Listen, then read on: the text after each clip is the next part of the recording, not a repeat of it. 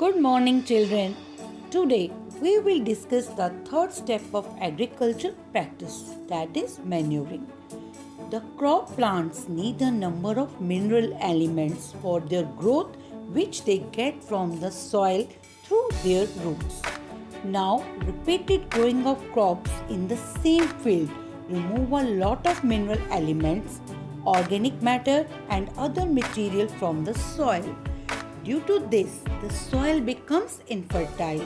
After some time, the crop yield decreases. The deficiency of plant nutrients and organic matter in the soil is made by adding manures and fertilizers to the soil is called manuring. Let us start with manure.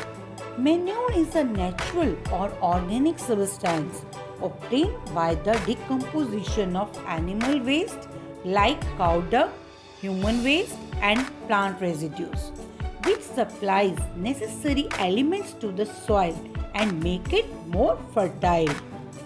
Compost is prepared by the decomposition of farm and domestic organic waste like animal waste, weeds, dry leaves, etc. in a compost pit. The process of producing compost is called compositing. We may define compositing as biological process in which microbes decompose organic matter present in the organic waste matter to produce manure. Similarly, you may recall how vermicomposting is done with the help of earthworms. Now we will discuss about fertilizers. Fertilizers are man-made chemical substances which are rich in specific nutrients such as nitrogen, phosphorus and potassium. They are made in factories. Some examples of fertilizers are urea, ammonium sulfate, superphosphate, ammonium phosphate, potash, nitrophosphate, etc. Advantages of fertilizers. Fertilizers get dissolved in water very easily, so the plants are able to absorb it and increase the crop yield. They are easy to transport, store and handle. Disadvantages of fertilizers. Fertilizers help in increasing crop productivity.